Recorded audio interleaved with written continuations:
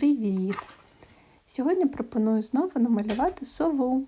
У мене ось є така маленька, і я вирішила спробувати намалювати її в таких кольорах.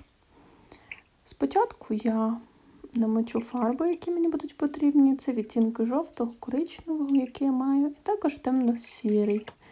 Він майже чорний в мене. Далі вимиваю пензлик і водичкою наношу кола, намічаючи, де будуть очі нашої сови. Я малюю її прямо, незважаючи на те, що вона в мене трошки нахилилась на камінчику. Малюнок я все ж таки хочу робити саме портретний. Спершу я почала зі світло-коричневих кольорів. Намітила фарбою, де в нас будуть очі. Тепер додаю верхню частину до вух і лобика.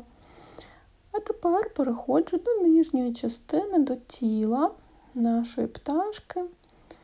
Воно в нас достатньо широке. Я такими хвилястими рухами, як от на сові, що видно на горі, додаю спочатку воду, а потім фарбу, розмиваю. Тобто моя мета – зробити такі хвильки, які будуть схожі на пір'ячко.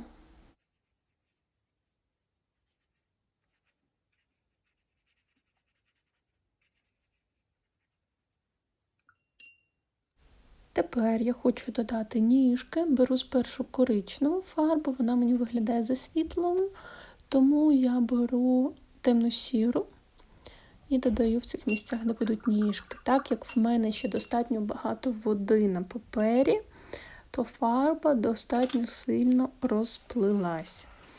Але я серветочкою забираю потрошку фарбу, щоб у нас не було занадто багато темного кольору внизу, в районі ніжок. І тримаю пальцем папір, оскільки він почав вигинатися від води. І в цей час знову коричневим кольором домальовую пір'ячко.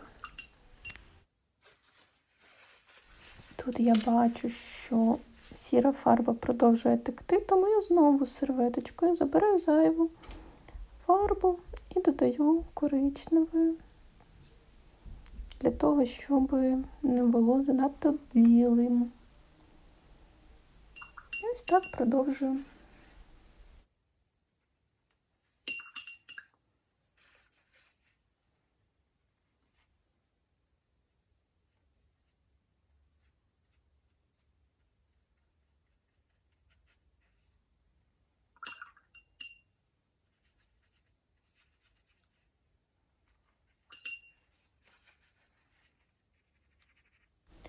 Тепер знову додаю світло-коричневу на тілі нашої сови. Фарба змішається з коричневою, буде дуже класний ефект в кінці. А зараз я продовжую додавати фарбу там, де мені виглядає, що її замало.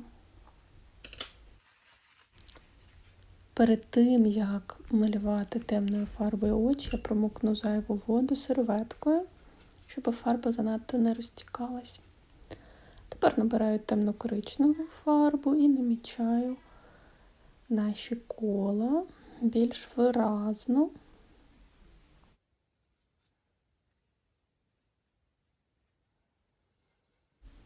І темно-сірою фарбою тепер намалюю наш дзьоб.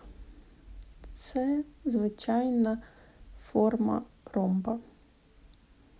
Спочатку трикутник розширяється до серединки, а потім звужується. І цією ж фарбою продовжую малювати середню частину очей. Зараз мені виглядає трошки світло, тож я взяла темніший колір. Ось на правому оці вийшло більш темно, тому я зліва також домальовую темнішим кольором і залишаю маленьку білу частинку. Це, по суті, блік, який робить око більш об'ємним. Домальовую темнішою фарбою, розширяючи око.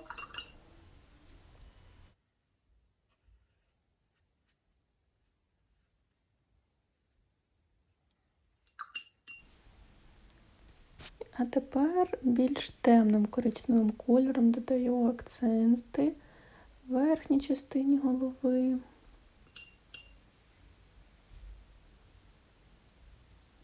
По бокам, для того, щоб сова виглядала більш виразною, щоб вона не переходила плавно в світлий фон.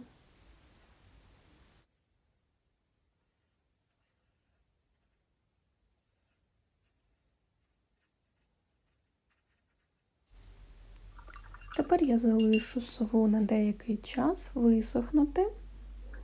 І після цього я зможу завершити ніжки, додати їм об'єму, начебто там десь заховані кіхтики, і додати ще деталей мокрим по сухому.